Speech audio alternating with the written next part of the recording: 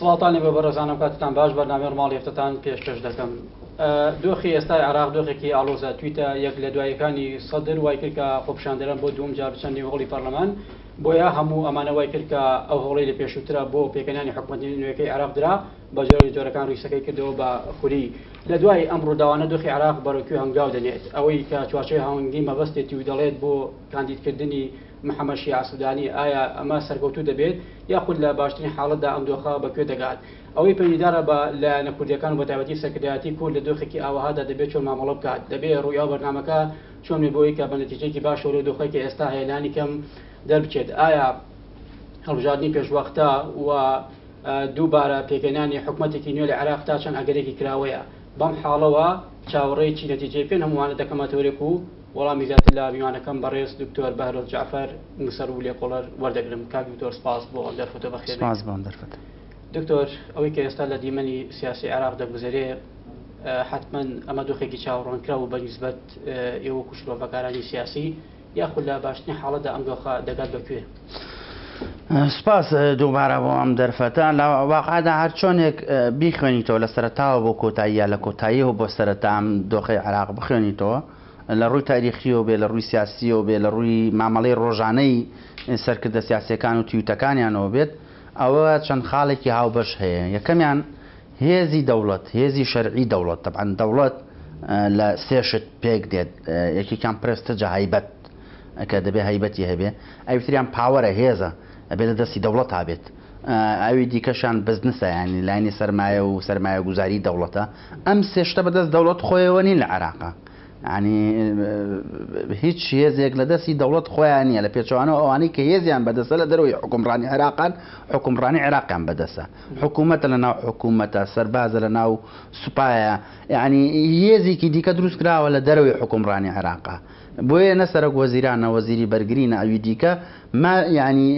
توانای جڵەوگیری بەسەر هێزی دەوڵەتانێت تاوەکو هێزی دەوڵەت بۆ خزمەتی ئاسایشی نیشتمانی دەوڵەتەکە بەکاربێنێ. ئەمە نقطەی یەکەم. و لەبەرەوە ئابینی نزیکەی 12% بودجەی عێراق بۆ حەشدی شەعبی لە عێراق هاڕوات بەبێ ئەوەی کە ئەمانە هێزی دەوڵەتی بن، هێزی ئەوە بن لە دەرو دەوڵەت. و ئابینی زیاتر لە 31 بازگە و گومرک و هێڵی سنووری بەدەست ئەم هێزانە وەلایەنەوە هەیە بارزوی خۆیان گومرگ لە خەڵک وەرەگرن، باز لەگەڵ وەرەگرن، سەرانە لە خەڵ وەرەگرن ناوچە سنووریەکانی عێراقا. ئەمە نقطەیەکی هاوبەش بن. نقطەیەکی دیکە هەر چۆنێک سەیری ئەم دیمەنە بکەیت لە عێراقا لە سێ ئەگەر بەدەر نییە، لە سێ ئەگەر بەدەر نییە. ئەگەریان ئەوەیە کە عێراق بچێتە سەر شاڕی دموکراسی و چاکسازی و ڕفرم و ئەمە بکات، ئەمە بە دوورە بینرێ لە عێراقا، چونکە دیموکراسی مێژوویەکی هەبوو لە ئەوروپادا بەرهەمی 600 بۆ 700 ساڵ پێش ئەوە بۆ لە ڕێنسانسەوە لە دەرکەوتنی کۆمەڵێک مفەکیر و فەیلسوفی گەورە گەورەوە، لە دەرکەوتنی لەبەرالیزمەوە، لە دەرکەوتنی پیشەسازیەوە، ئەمانە هەموو تەسیریان هەبوو بە ڕەوتی مێژوویە بە گۆڕانکاری مێژوویە دیموکراسی بۆ بە دیموکراسی لە ئەوروپاوە نییە کە ئێستا ئەوروپا وڵاتێکی دیموکراسی و سەروەری دادگا هەیە و هێزەکان دەسەڵاتەکان لێک جاکراوتنەوە دەتەوە بەرهەمی دوای جەنگی جیهانی دووەم بێ. بە پێچەوانەوە 300-400 ساڵ تەمەنی دیموکراسی هەیە لە ئەوروپا بۆیە گەشتووە. عێراق مێژوویەکی لە دیموکراسیە نەیە، بۆیە ئەم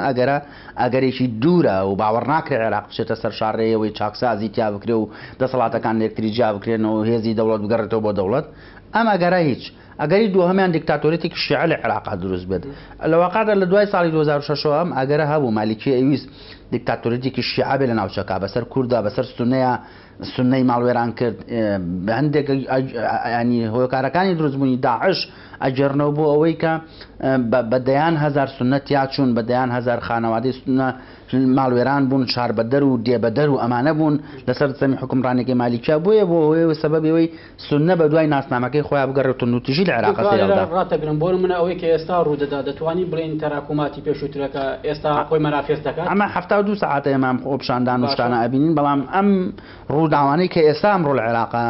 ئەبینێن وەلیدی ئەمڕۆ نین، بەڵکو ئەمە عمقێکی دوور و درێژی هەیە. حتا ململانەی نێوخۆی ماڵی شیعە لە عێراقام حێزانی لە عێراقن، هەتا تەنانەت بەڕێز عەلی سیستانیش بڕوای هێزێکی وەلایی نییە، وەلایان بۆ ئەو نوع شیعەتە نییە کە لە ئێرانە هەیە، یعنی دوو تایپی شیعی جیاوازن لە منتیقەکە. ئەمە دابەشبوونە نێو ماڵی شیعە بە معنایەکی تر. ئەگەری دووەمیان وەکو باسم کرد دیکتاتۆرێکی شیعە هەوڵدرا بەڵام لە دوای جەنگی داعش و سەرهەڵدانی داعشەوە ئەم ئەگەرێکی لاوازە ڕێگە بدرێت لە عێراقا دیکتاتۆرێکی شیعە دروست بێت چونکە چەندین قوتبی جیاوازی شیعە لە عێراقا ئێستا هەن ینی هەرێکە و ئەرکێکی پێس پێراوە مەسەلەن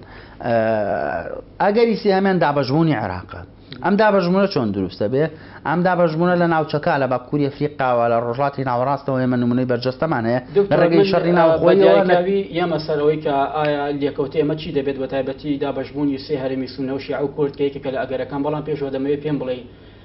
ئەوەی کە ئێستا لە شەقامی عراقی دەگوزارێت ئایا ئەمە بۆ ئەوەیە کە ڕەوتێکی دینی سیاسی دەسەڵات بگرێتە دەست لە عێراقدا یاخود ئەمە تەنها چۆنەڵی ژانی لەدایکبوونی حکوومەتێکی نوێ لە عێراقدا یعنی کامیان زیاتر ئەم ئەگەرەی دروست کردووە ئەم دۆخی حکوومەتێکی نوێ لە عێراقا دروست نابێت بەم زوانە لە دایکبوو یان زادەی خەیاڵدانی شەقامی عێراقی بێ خەڵکی ناڕازی عێراقی بێت ئەمە دواتر بە وردی دێمە سەری دواتر بە وردی دێمە سەر ئەمە ئەگەری دووەمیان کە باسم کرد زیاتر هایلایتەکەم دیکتاتۆرەتی شیعە ئێساش هەوڵی بۆ ئەدرێ مالیشی هەوڵەدات بگەڕێتەوە دەسەڵات و دەسەڵاتێکی پتەوی هەبێت و هەموو پنتەکانی هێز لە عێراقا بگرێتە دەست بەرامبەردا سەدرش هەوڵەدات مالیشی بسەڕێتەوە لە عێراقا و هەژمونی هەبێ بەسەر شیعەیە و هێزێکە و سەیدە و محەمەمە و پانتایکی کۆمەڵایەتی و جوگرافی هەیە و باوکو باپیری سەدرش لە ناو کای حکومڕانی عێراقا تەزحیە بوون و هەوڵیان داوە و لە گۆڕپانەکەدا بوون ئەمە چیەک لای دەکاتەوە بۆ نەخۆ ئەگەر کورسی پەرلەمانی ینی بکەین بە پێوە لەم دۆخێکە ئێستا ڕوودەدات چوارچەوەی هاهەنگی دووقاتی کورسەکانی بەرامبەر بە سەدرە ئایا سەدر ئەم قوتەی هەیە بۆ نمونە ئەو بەرنامە چاکسازی کە دووقاتی نییە ئەمە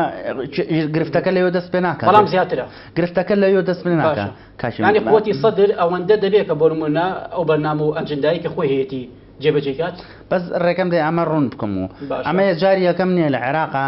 هێزێک یەکەم ئەبێت هێزێک براوەی هەڵبژاردنەکانە بێ و هێزە حکوومەت پێک نایەنێ ئەوەی کە دۆڕاوە حکوومەت پێگەێنێ معقولی نییە مەسەرەن کەسێک دوو کورسی هێناوە لە پەرلەمانە یان دوو کورسیە لە پەرلەمانە قسە لەسەر پێگەێنانی حکوومەت بکە لە عێراقا و بێ بەسەرک وەزیران بەڵام کەسێک 75 کورسی هەیە لە دەرەوە بوەستێ و سەیری بکات ئەمە 75 کورسی نییە کە لە پڕا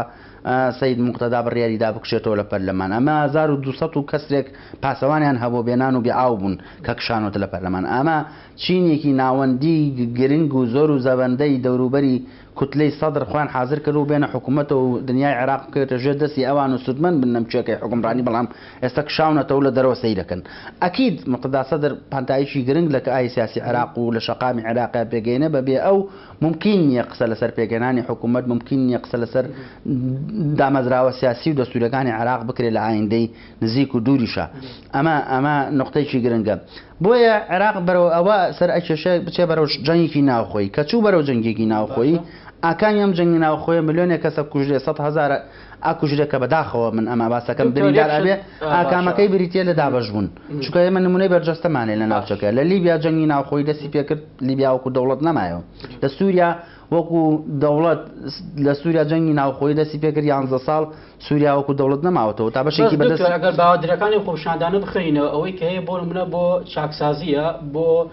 حکومێکی ڕەشیدە بۆ پێگەیانی کاندیدێکە کە حکوومەتی داهاتوو بگرێتە دەستکە جێ ڕەزامەندی هەموو لایەنەکان بێت کەمتری عنی باسی دابەشبوونی من لەو گەنجانەتێ ئەگەم کە مۆبایلێک لە گیرفانیان نێو دنیا ئەبینن و مرۆڤایەتی ئەبینن کە چۆنە ژێر دۆخی عێراقیش ئەبینن لەوە تێ ئەگەم کە عێراق خاوەنی 8 دەریاچەی گەورە بۆ هەرشتی بەرە وشک بوو نەچێت دوان سیانێکیان هەروشکی کردو دەریاچەی ساوە لەوەیە لەوە تێ ئەگەم ئاوی دیجلە و فرات بەڕێزەی 60% کەمی کردووە لەوە تێ ئەگەم کە ژینگەی عێراق ژینگەیەکی یەجگار نالەبارە لە ڕووی ژینگەی لە ڕووی ئەوە لە ڕووی ئابووریەوە لە ڕووی کۆمەڵایەتیەوە زیاتر لە 4 ملیۆن و 100,000 کەس پارە لە ڕێعایی اجتماعی لە دەوڵەتەوە وەرگن لە ژێر هێڵی هەژاریەوەن بەپێی وەزارەتی پلاندانان بەپێی سندوقی نەقدی نێو دەوڵەتی 38% عێراقیەکان لە ژێر هێڵی هەژاریەوەن ئەمە خەتەرناکیی گەورەی بەڕێوەیە تیژی لەکەوێتەوە بەپێی هەموو تیۆرە فەلسەفیەکان مارکسیزم لێبەڕالیزم هەموو ئەمان لەگەڵ ئەوەن کە هەژاری لە هەرچۆنێکە هەبوو تونوتیژی نەتیجەکەوێت تونوتیژیش ڤایرۆس گەشاکە ڤایرۆسیش گەشەی کرد دەستێوەردانی تەرەکیە بێ دەستێوەردانی تەرەکیش گەشەی کرد وەکو دۆخێکە لە سووریا بینیمان بۆیە ئەگەری ئەوەی کە جەنگی ناوخۆی لە عێراقا هەڵگیرسێت ئاکامەکەی چیە بێ بۆ ئێمەی کورد گرنگە سری ئاکامەکەی بریتە لە هەڵۆشانەوەی دەوڵەت هەڵبۆشێتەوە چی ڕۆئەدا ئەمەیە ئێمە دەبێت لێرە حساباتی خۆمان بەورتی بکەین. دکتۆر ئێران ڕێگە بەمە دەدات بۆ نمونە محەممەد شیع سودانی کێکە لە ئەگەر بۆ زمانە شعبی قسەکەمی کە لە پیاوەکانی ئێران کە لە ساڵی 2009 بۆ جاری یەکەم کە ویستی ینی پۆستی سەرۆکوەزیرانی عراق وەربگرێ ینی ئەو پشتگیری تەواوی ئەم کەسایەتی کرد ئێران لێ دەگەڕێت بەم ئاسانی ئەم دۆخە ئاوا ینی سەرپێشێ بۆ شەڕی ناوخۆیی لە واقعدا قسەکە لەسەر شەخص نییە لەسەر کارکتەر نییە وەکو محەممەد شیع سودانی یان هەر کەسێکی دیکە ئەم بەیانە خۆپشاندەرە عێراقیەکانە یانگو محەممەد شیع سودانی و پارێزگاری میسان بووە هیچی بۆ میسان نەکردو وەزیری کاروباری بۆ مەڵایەتی بۆ نەکار هەیە کاروباری کۆمەڵایەتی شیعەوە ئەمڕۆ لە عێراقا وەزیری دارایی بۆ کارەدەوە وەزعی دارایی عێراقا یعنی ئەمیش یاکەوێتە ناو ئەو چوارچەوەی کە هەم پێشتر مەرجعیەت و هەم سەید موقتەدا باسی کرد لە المجرب لا یجرب تاقیکراوەکان تاقی ناکرێنەوە لە عێراقا بۆیە ئەمانە لەم مەسوجە تێ نەگەیشتوون ئەبینین نەتیجەکەیەوەیە ئەو بربەستە و ئەو دیوارە کۆنکرێتیانە ڕوخێن نۆچنە ناو بینای پەرلەمانە و حاڵتە دووبارەشە بێتەوە جە تۆ ببینە سەیری ڕۆژی ئێستا عێراق بکەوە نەوت بە $120 ئەم عێراق نەیتوانی ئیسفادە لەم دەرفەتە وەربگرێت و سەرڕێژی وەزعی داراییەکەی بکات و بنیادێکی ئابووری بەهێز پێک بێنێ ببینە لە ساڵی ئایندەیە ئێمە نرخی نەوتە بینین بە $40 و $30 و $50 ئەبێ وەزعی عێراق بەرەو شۆ بڕات. دکتۆر چاوچەوەی هاوانگی کە بەشێکی سەرەکی ئەم دۆخەیەکە لە عێراقدا دەگوزارێ هەر ئەوان لێ دەگەڕێت کە دۆخەکە ینی بەو شێوە سروشتی خۆی بڕاو بە سەدر تەواوی دامەزراوەکانی عێراق پەخپات یاخود دەبێت لە باشترین حاڵەتدا ئەوان چی بکەن ینی بەرنامەی ئەوان کە گفتوگۆکردنە نێوانیان لە سیاسەکان بۆ دەستپێکی حکوومەتە نوێیە دەتوانێت ئاماجە پێکێ دەتوانێت خۆپیشاندەرەکان هێور کاتەوە جۆرێک لە ئەو بەم ئاگرێدا بکات دابەژمونەکە لە سەرێکەوە نییە ئێستا بە ئەگەرێکی زۆر مستەفا کازمی حکوومەتەکەی زیاتر نزیکرد لە مقتدا سەدرەوە و بۆیە ڕەنگە ئەم دۆخە لە مەسلحەتی مستەفا کازمیش بێ کە ئەم دۆخە بەو شێوە بەردەوام بێ و خۆپیشاندان بەردەوام بێ لە عێراقا چونکە ئێمە شایدیەوە بووین کە نوری مالیکی بەنیاز بوو پۆستی سەرۆکوەزیران وەربگرێتەوە لە پڕ کۆمەڵە نامەی سەوتی ئاشکرا بوون لە نوری مالیکیەوە پێیان گوتین ئەمە دۆخی عێراق بەرەو شۆ ئەبا پێیان گوتین دۆخی عێراق لە ناو پێکاتە شیعەکانە ئەبێ لە چ ڕادەیەکی مەترسیدارە لە پشتی پەردەوە ئەم نامە سەوتیانە بۆیە ئەمە چانسی نوری مالیکی بۆ بوون بە سەرۆکوەزیران نەهێش کە ئێستاش محەممەد شیع سودانی کاندید کراوە لە پێشتردا محەممەد شیع سودانی ئەو کەسە بۆ کە هیچ تەحەفوزێکی لەلایەن سەدرەوە نەبووە بەڵام بە نەتیجەی نیایی ئەم کاراکتەرە لەلایەن گروپەکانی ئیتاری تەنسیقیەوە تەرخکراوە بۆی بە سەرۆکوەزیران بۆیە تۆتاڵی ڕەت ئەکرێتەوە و بۆی وەکو پێم گوتی سەدر بەونەوەعەت دانانیشی 75 پەرلەمانتار و دنیایەک هێزی گەورەی لە بەردەست بێت خۆیان حاضر کرد دەست بگرن بەسەر حکوومەتە و ڕێگەیان پێ نەدراوە و سەیەکی پەخەریان لە بەردەست دانراوە لە ماڵەوە دابنیشێ ئێمە هەرزوو بۆمان دەرکەوت کە مقتەدا سەدر بۆ ئەوە وازی دکتۆر شەقامی پەخەر کە ئێستا ینی بەدەست سەدرەوە دەتوانێت بەرامبەری ئەوە بێکە پێشووتر چوارچەوە هاوئاهەنگی سەیەکی پەخەر ینی سەیەکی پەخەر بوو لە پێکردنی حکوومەتی عێراقدا ئەگەر لێگەر ڕێگەم بێ ئەمە تەواو بکەم دوو ینی ئەگەری سەرەکی هەیە لە بەردەم خۆپیشاندانانەی عێراقا یان ئەوەیە کە بێ پەرلەمان هەڵبۆشێتەوە هەڵبژاردننی پێشوەختە بکرێتەوە دادگای باڵای فیدرالی هەڵبۆشێتەوە و خۆپیشاندەرەکان ئاماژەی پێکەن ئێمە دیقەتیانە دەین داوای هەڵبژاردنی دادگای باڵای فیدرالی یەکەن چونکە پێشتر لە ڕێگەی دادگای باڵای فیدرالیەوە کە ئەمانەی عاز پێدراون لەلایەنی تاری تەنسیقیەوە چەند بڕیارێک دەرچووە بۆیە داوای هەڵبژاردنی دادگای باڵای فیدرالی یەکەن ئەمە یەک پەرلەمان هەڵبۆشێتەوە و حکوومەتی کاربەرێکەر دروست بکرێت کازمی حکوومەتە بەڕێوەبەرێت و چاکسازی بقێوێتە سەر سکەی خۆی وەکو خۆپیشاندەرەکان داوایەکەن یانە بێ ئەم ڕێگەی بگیرێتە بەر یان ئەوەیە تەدەخولێکی هەر تەدەخولێکی هێز لەلایەن مالیکی و لایەن حەشدی شعبی و بەرامبەر بە خۆپیشاندەران یەکسانە بە حربێکی محەتەم جەنگێکی تێکشکەنەر لە عێراقا نەتیجەکەشی جەنگی ناوخۆیە بێت خوێنێکی زۆر ئەڕشێت ئەچنە ناو کۆڵانێکی داخراوە ئاکامەکەی دەوڵەت وەکو عێراق وەکو دەوڵەت نامێنێ دەگات مەم شەڕە خوێنابێ نزیکی لەمەوە ئەمە زۆر نزیکین زۆر نزیکین یعنی نازانین چ کاتێک ئەم جەنگە خوێناوی لە عێراقا ڕۆدات ئەمە شتێکی چاوەڕوان کراوە بە نسبەت ئەمریکا نەتەوەیە گرتوەکان وڵاتانی ئیقلیمی ڕێگە بەمە دەدەن چونەوە ئێستا لە ساحەی دوو پرۆژەی ئیقلیمی هەیە لە ناوچەکەدا یەکیان ئێرانە کە بوونێکی بەهێزێ لە عێراقا یەکیان پرۆژەی ئیقلیمیەکانی دیکەن کە بە سەرپەرشتی ئەمریکا دەخالت لە عێراقا ئەکەن هاتنی بایدن بۆ ڕۆژهەڵاتی ناوەڕاست 6 مەلەفی گرنگی لەبەردەستا بوو یەکێ لە مەلەفەکان ئەوە بوو کە دەستی ئێران لەم ناوچەیە ببڕن تەدەخولی ئێران لەم ناوچەیە نەهێڵن خواستی سەدریشە ئەمە خواستی سەدریشە بەڵام سەدر بە مەسافەیەکیش نزیکە لە ئێرانیەکانەوە ئەوە نییە پرۆژێکی ئێرانی نەبێت و بەشێک نەبێت لە پەیوەندیکی ئەوتۆ ینی عمقێکی نەبێت لەگەڵ ئێرانە کاتێکە مالیکی حکومڕانی عێراقی کرد سەدری هەڵهات چوو بۆ ئێران 5 ساڵ لە ئێران مایەوە ئەمە ئەم شتانە واقع هەر هەیە بەڵام لە واقعدا ئێران و بەڵێ بێگومان هێزە شیعەکان بە نوعێک دابەشبوون بەلای ئێرانە هەندێکیان هەن شەقامیان بەدەستەوە و سەدر هەندێکیان هەن هێمنترن و حەلیمترن حکومت لە ماڵی ئەوانە پێگەینەوە و سەید عەمار هەندێکیان هەن تونڕەوترن و هێزی حەشدی و هێزی وەلاییان بەدەستەوەی ئەما وەکو ئەبوو ئالایی و هەبوو وەکو قەیس خەزعەلی و ئەوانە هەندێکیشان هەن لمیانە ڕەوترن بەڵام هەر هێزی سەربازیان بەدەستەوە ئیشەکانەکەن و کوادی عامری و فەتح و بەم شێوەیە هەر بۆ ئەو دروستکرا حکومڕانی دروستکە لای ئێرانەوە حکومڕانی بکە لە عێراقەوە و نووری مالیشی بۆیە ئێران هەموو هەڵکەکانی نەخسوودە یەکسەبەتەوە کە لە منتیقەیە یاری پێ بکات و بیدا بەدەست کەسێکە و کەسەکەش بێ بە کارکتەرێکی بەهێز و سبەینێک جۆ لە ئێران نەگرێ ئەنواع وەشکال کارتی هەیە لە منتیقەیە من پێم وایە ئێران نایەوێت گرژەکان لەمە زیاتر تەسعید بەخۆیانەوە ببینن چونکە لە بەرژەوەندی ئەو نیە ڕەنگە بە نەتیجەی نهایی لە گەمەکە پرۆژەی ئێرانی لە عێراقا کۆتایی پێ بهێنرێت لە دوای هاتنەکەی بایدنەوە کە بۆنی ئەوە دێت پرۆژەی ئێرانی لە عێراقدا چییە بە دیاریکراوی ئێران بۆ نمونە دەیە بگا بەچی عێراق بۆ ئێران وەکو سیەکان وایە چۆن ئێمە ناسا ئەدەین پێویستمان بە سیەکانمانە عێراق وەکو ئێران وەکو سیەکان وایە ئێران لە ڕێگەی عێراقەوە هەناسادا لە ناوچەکەیە بەرەو سووریا بەرەو لوبنان بەرەو یەمەن بەرەو فەلەستین لە ڕووی مادی و ئابووریەوە ئێستا ئەم هەناسەیە دەدادیان دەوێ بیدات ئەم هەناسەی داوە بەردەوامی ڕەنگە لە هەر تەنانەت لە بازاری دۆلارەکانی بەغا و نەجەف و سلێمانی شاگەرین بکەم ئەگەر بە وردی دیقەت ئێران هەناسادا لە ڕووی داراییەوە هەر لە نەنفەزەکان و ئێران هەناسادا کارەبای عێراق سێ بەشی ئێران دابینیەکات بە سێ نرخ گرانتر عێراق غاز لە ئێرانە کڕێ بۆ بەرهێمێنانی کارەبا زۆرشی دیکە هەیە مەسەن لە ڕووی تایفیەوە لە ڕووی ژۆپۆلۆتیکیەوە لە ڕووی لە تاریخیەوە یعنی لە ڕووی بازارەوە لە ڕووی ئیستەخباریەوە لە هەموو ڕووەکانەوە ئێران لە ڕێگەی عێراقەوە هەناسادات بۆیە هاتنی بایدن بۆ ڕۆژهەڵاتی ناوەڕاست وا دەکات دەستی ئێران لەم ناوچەیە کورتتر بکاتەوە من پێم وایە ئێران عمقێکی تاریخی ئەمریکا دەنیشێت دکتۆر بۆ نمونە یعنی بەم هەر ئاوا سیرکە و هیچ ڕابۆچوونێکی نەبێت لەسەر کۆی ڕووداوەکان ئەم ڕووداوە تۆزێک بە باگراوندێکی تێوری و بەسمەوە بەنسبەت ئێمە وەکو کورد ئێران عمقێکی تاریخی هەیە دراوسێمانن پێویستە ئاسایشی ئێران ئاسایشی ئێمەیە لە هەرێمی کوردستان و لە عێراق و بە پێچوانەشەوە ئاسایشی ئەوانیش بێ ئاسایشی ئێمە و هەر بە پێچوانەشەوە نازانم چۆنی دەرببڕم ئەمە ئێران بۆ ئێمە مانایەکی جیۆپۆلیتیکی جوگرافی ئەدات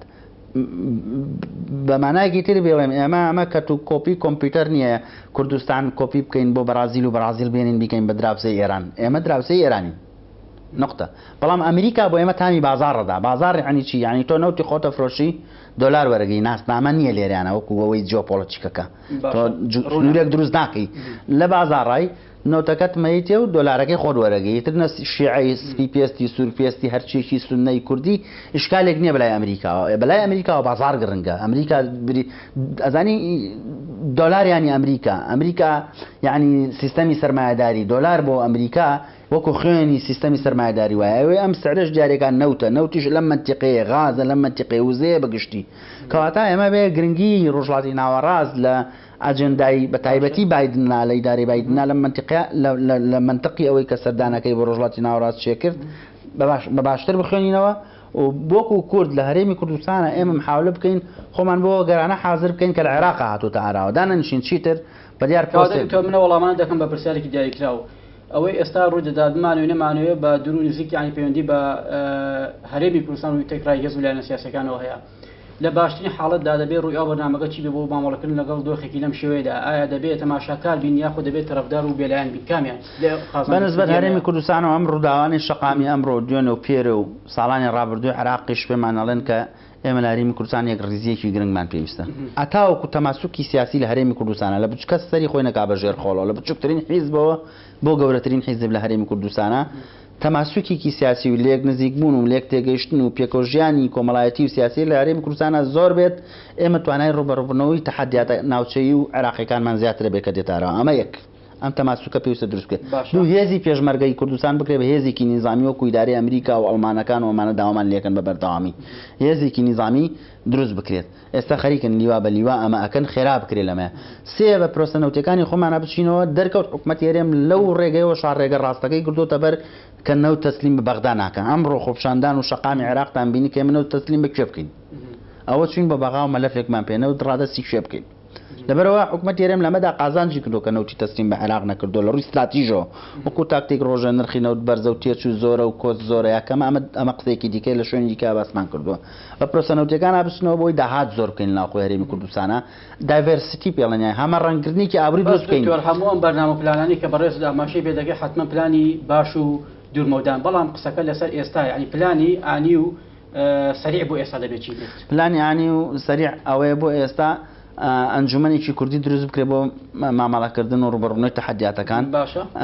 لە دەنگەدەنگی میدیایی و مزایداتی سیاسی و ئایدۆلۆژی دوور بکەونەوە پرسی کورد لە بەغا پرسی کووردە پرسی شخصێک نییە بۆی پۆستەکان بە خۆی بچنێتەوە هیچ حەقی بەسەر کورد و کەرکووکەوە نەبێت و لە بەغا ئەوەندە کوردی بێ کە پۆستەکەی هەیە لە بەغا کورسێکی هەیە و شەڕ لەسەر کورسەکەی بکە بزانم ئەم پەیامە ڕوونە پرسی کورد پرسی کووردە لە بەغدا پرسی حیزبش بۆیە مەمنون دەبووم من پرسی چەند شخصێکە شەڕی کورسی و شەڕی مانەوەی خۆیانەکەن بۆیە ئەمە ڕاستکاتەوە دەبێ قیادەی سیاسی کورد لە هەرێمی کوردستان لەمە تێبگەن من پێم وایە چ ناوی کەتی نیشتیمانی کوردستان ناو پارتی سەرکرداتی کورد دیارە ئەوەیە کە بۆنەوە دایم باس یەک دەنگی و یەکوتاری کورد دەکات بەڵام کێ دەبێت ئەم پەیامە تەرجمەی ئەمری واقعی کات یعنی ئەمە قسەکەیە بێزیانە سیاسەکان ئامادەیەمانتیایە من پێم وایە مرکزی قرار لە ناوکای سیاسی کوردیا باش ئەمە تێدەگەن پارتی دموکراتی کوردستان ئەمڕۆ بەخۆی خاوەنی قەزیە و زۆرینەی سیاسی لە کوردستانە هەیە هێشێتی نیشتیمانی کوردستانیش هێزێکی کاریگەرە لە ناوچەکەیە هێزە فعلەن هێزەیەکی نیشتیمانی کوردستان پێویستە درک بەو بەرپرسیارەتیە بکە کە لە بەغا کەوتە سەرشانی کورد ئەم دوو هێزە ئێستا دابەش بوون مەسەلەن بینیمان لە ماوەی ڕابردووە پارتی دموکراتی کوردستان لەگەڵ بەڕێز موقتەدا سەدرا پەیمانێکی بوو یەکێتیشدا لەگەڵ ئیتاڕایە واز لەمە بێنن لەگەڵ خۆیان بن لەگەڵ ناوخۆی کوردستان بن ڕێککەونە سەر پاکێجێک چۆن مامەڵە لەگەڵ وەزعی بەغا بکەن بۆی ڕوبەرووی تەحەدیاتەکان ببینەوە ئەمە گرنگە بۆ ئێمە چونکە هەڵبژاردننی پێشوەختە ئەم قسەیە زۆر گرنگاکە هەڵبژاردننی پێشوەختە دەرکەوت ماڵی شیعە پەرد بووە ماڵی کورد پەرد بووە بەڵام سونەکانی کۆ کردەوە ئێمەش دەبێت وەکو کورد مبادرە بکەین لەوەی کە ماڵی خۆمان کۆ بکەینەوە کورد ماڵی نەبووە تا ئێستا ماڵی حیزب بووە لە بەغدا ئەم ماڵی حیزب و ماڵە باجێنێن نەهێڵین بیکەین بە گوتارێکی نیشتیمانی نەتەوەی بۆ کورد کە خۆی لە مەسلەی نەوتا بینێتەوە لە مەسلەی کەرکووکا بینێتەوە لە مەسلەی هێزی پێشمەرگەیە بینێتەوە لە مەسلەی توافقاتانەیە بینێتەوە کە پێشتر کردومانە لە زۆر مۆزوعی دیکە عیلاقاتی دەرەکیمان نبینێتەوە لەسەر ئەمە ئەنجومەنێک دروست بکەین ئەو ئەنجومەنە نەبێت کە هەندێکیان بەڵام دکتۆرم ئەنجومەنە لەم سات و وەختە لەم دۆخی کە ئاگرەکاتەوە دۆخی عێراق یعنی چی سوودێکی دەبێت دەبێت قسەی ڕۆکیا بکات نا من پێم وایە پەیوەندی نێوان پارتی دموکراتی کوردستان و یەکێتی نیشتیمانی کوردستان و حیزبە سیاسیەکانی دیکەی کوردستان زۆر باشترە لەوەی کە لە بەغدا ئاگوزارێت ئەوەی کە ئەمڕۆ لە نێوان لایەنگرانی تیاری حکمە و تیاری سەدرا ڕوویدا ئەوە بەرێکەوتن بوو لە هەرێمی کوردستان ئەمە نەماوە من و تۆ ئەگەر چی بەرگەکانیشمان جیاواز بێ حیزبەکانیشمان جیاواز من حیزبم نییە نازانم حیزبەکانیشمان جیاواز بێ قەت ئامادە نین لە دەرەوە لەسەر شەقام بەیەکا بکێشین لەسەر هەندێشت ئێمە ئەو تێگەشتمان بە دروست بۆ تاکی کوردی تاکێکی واحیدتر و ڕۆشنبیر و شاتر ئەمڕۆ لە شەقامی عێراق شەقامی کوردیش خزمەت کراوە بە بەراوردەی من لە بەسڕە بووم لە بەغا بووم ماوەی ڕابردوو ئەبینم هەزار هێندەی هەرێمی کوردستان هەزار هێندەی بەغدا پرۆژە و ئیشوکاری تیا کراوە بەڵام ئەمە ئەوە نییە کە دەستی لێ بەرینە پشتەوە ئیش نەکەین ئەبێ ئەو بەرنامانەی کە باسم کرد بە پەلە بیکەین بە تەکتیکی سیاسی خۆمان بۆی بگەین بەو لەگەڵ ئەو نەتیجەی کە لە عێراق هاتووم ئەگەر شەڕی ناوخۆ دروست بە عێراق بەرەو هەڵوەشانەوە چێوەکو دەوڵەت کە بەرەو هەڵوەشانەوە چێوەکو دەوڵەت دەبێمە هێزێکی ئامادە و لەسەر پێبین لەگەڵ ڕووداوەکانە بینە دەست لە دەرەوە لۆبی بکەین پاڵپشتی نێودەوڵەتی خۆمان دروست بکەین مەسەڵەن بایدن دێ بە ڕۆژهەڵاتی ناوەڕاست دووسێ مەلەفی لە بندەسە شوملی کوردەکە مەلەفی بەگژاتچنەوەی تیرۆر ئێمە دوێنەوە پێرە شەڕی تیرۆرمان کرد لەسەر ئەرستا کە هێز بووین بەگشت دڕەندترین هێزی ئەم جیانە کە داعش بچوینەوە مەلەفی نەوت و وزەش سەرۆکی حکوومەت جەگری سەرۆکی حکوومەت ئێوەش ئاماژەتان پێ کردو کە کورد ئامادەیە نەوت و غازی زیاتر بخاتە ڕووکە لە کاتێکە ئەوروپا لە قەیراندایە لەم ڕۆژەوە ئێمە ئامادەی ناوکاری خۆرئاوا داری ئەمریکا بکەین بەم شێوەیە تۆتوانی خۆت بخزینتە ناو ئەجێندەی هێزەکانی خۆرئاوا و هێزل هێزەکانەوە تاوەکوانش بێن پاڵپشتی لە تۆ بکەن هەڵەشاندنەوەی ئەنجومەنی دادوەری کە ئێسایکی کە لە خواستەکانی خۆپیشاندەران حکوومەتی هەرێمی کوردستان سەرۆکایەتی حکوومەت دەتوانێت ئەمە بکات کە بەڕێز ئاماژەی پێ دەکەیت لەگەڵ دنیای دەرەوە ئەو ڕۆژانە هاوڵێکی ئەزیزمێ لە پەنسلڤانیا ناوی براندن ئۆلێریە لەگەڵ کەناڵێکی کوردیش مقابلەیەکی کردبوو کار خۆم شارتم پێکردبوو ئەم ڕاوێژکاری نووسینەوەی دەستوری عێراق بوو پرۆفیسۆرە لە زانکۆی پەنسلڤانیا ڕاوێژکاری دارەی ئەمریکاش بۆ نووسینەوەی دەستوری عێراق لە دو ساڵی 2005 ئەوامەژە بەوە کات دادگای دەستوری لە عێراقا دادگای فیدرالی لە عێراق دادگای باڵای فیدرالی لە عێراقا دادگایکی نادەستوریە چونکە بەپێی مادەی 92 لە دەستوری عێراقا بێ دوو لە سەرسێی دەنگدەرانی ئەندامانی پەرلەمان دەنگ بە دادگای باڵای فیدرالی بدەن ئەمە ڕووی نەداوە کەواتە دادگای باڵای فیدرالی نادەستوریە بیانی و دیکەش هەن کە دادگای باڵای فیدرالی والیەکەن کە نادەستوری بەڵامەوە بیانێکی ڕئیسیە ینی کارتێکی بەهێزە بۆی کرد بۆیە ئێستا خۆپیشاندەران ئەبینین باز لە هەڵوەشانەوەی دادگای باڵای فیدرالیەکەن چکە بۆ پرسی سیاسی و دەخالەت لە کۆمەڵەشت دروست کراوە کەواتە پێشگەریکردنی ئەم تەوژمە لە هەرێمەوە بۆ بەغدا لە بەرژەوەندی ئێمەدایە ئەگەر ئێمە خۆمان حازر بکەین و هێزێکی لەسەر پێ بین و دەرز لەو وەزعی شەقامی عێراقی وەربگرین و دەرفەتی کار بۆ گەنجەکانمان بسۆگەر بکەین و ینی وا بکەین داهات ڕێک بخەینەوە هەمە جۆرکردنی داهات بکەین باەق بە کشت و کاڵ بە پشەسازی بە کارگە بە کارخانە بین پشبەستن بەنەوت کەم بکەینەوە لۆبی بۆ پرسەکانمان بکەین هێزی پێشمەرگە بکەین هێزێکی تۆکمە ئەمانە شتێکی احتیاجین ئەمە بکەین ئەوە کاتە ئێمە بەدڵنیایەوە هەوڵدەین دەستوری کوردستان لەدایک بێت خەڵکی بەرپرسیار هێزە کوردستانیەکان ئێمە بێ هەمومان بەرپرسیاران مامەڵ بکەین لەگەڵم دۆخە بەرپرسیارانەش ئەوەیە کە تۆ جۆرێک لە مساوات لە کوردستان بەرقەرارکەی پرۆژەیەکی نیشتیمانی گەڵاڵە بکەی ئەنجومەنێکی کوردی دروست بکەی هێزی پێشمەرگەیەک بخەینەوە داهات هەمە جۆر بکەین نوعێک لە شەفافیت دەبێ کارتەکانمان ڕوون بن شەڕە کورسی نەکەین لە بەغا بە تایبەتی خەڵکانێکن ئێستا لە بەغان 4 ساڵ و 5 ساڵ و پێشتر تاقی کراونەتەوە خۆپەرست و هەلپەرست بوون بۆ کورسی لە بەغان بۆ کورد لە بەغانین بۆ کەرکوک لە بەغانین ئەمانە بخەینە پێشگۆ باشە دکتۆر وەک دوایین پرسیار ئەوەی سەدر داوای ئەکات ڕەوا و حەقا یاخود ئەوەی چوارچەوەی هاوەهەنگی و لەمەدا دەبێت کورد پشتگیری و کامیان کات چونکە لە ماوەی ڕابردووی کۆمەڵێک ڕوودا و لە سەر ئاستی ئیقلیمی نێودەوڵەتی ڕوویدا و کورد بێلایەن بۆ دواتر یەکێک لە ڕخنەکان ئەو بکە بەزەر زیان بۆ کورد شکاوتە بەرەوەی کورد بێت دەنگ بووە ڕوێستی نەبووە کەواتە دەبێت دەنگەکە چی بێت مێژووی مرۆڤایەتی لەسەر دوو ئەرکان هەڵساوتەوە مەکان و زەمان هەردووشی لەم ناوچەی ئێمەوە بووە کورد هێزێکی گەورەیە 6,000 ساڵ پێش ئێستا کورد ینی بەشێک بۆ لەمە کورد هێزێکە سەر بە ئێران و سەر بە تورکیا و سەر بە ئەوە بێ خواردنەکانیشمان جیاوازن نە ئێمە مۆزەفی مقتەدا سەدری نەهی مالیشین ئێمە کوردین ئێمە لە کوردستانە ژین ئێمە پێویستمان بۆ یەکیانێک بۆ خۆمان دروستکەین بە شێوەیەکی زانستیانەی سەردەمیانە بیر لە پاراستنی یاساییشی نیشتیمانی خۆمان بکەینەوە ئیتر ئێمە پاکێجێکمان هەیە داخوازیەکمان هەیە ئاشینە گەڕین مقتەدا سەدر لەگەڵمانە گونجاوە هەمومان پێکۆچیمرای مقتەدا سەدر نۆری مالیکی ئەم پاکێجەمان لەگەڵا جێبەجێ ئەکات تاقی کراوەتەوە پێشتر جێبەجێی نەکردو ئەوی لە ئاخری شێب لەگەڵمانە زیاتر نزیکە و لە خواست و بەرژەوەندەکانی کورد و نزیکە لەگەڵەوە بەشەکە ئامادە بێت بەڵێ بێگومان زۆر سپاس بۆ دکتۆر بەهرۆز جعفەر نووسەر و لێکۆڵەر سپاس بۆ ئامادەبوون دووبارە بەخێر بێت سپاس بۆ سپاس بۆم دەرفەت بینەرانی بەڕێز خۆشەویستە بەنامێکی دیکە و بابەتێکی دیکە هەر شاد و بەختەوە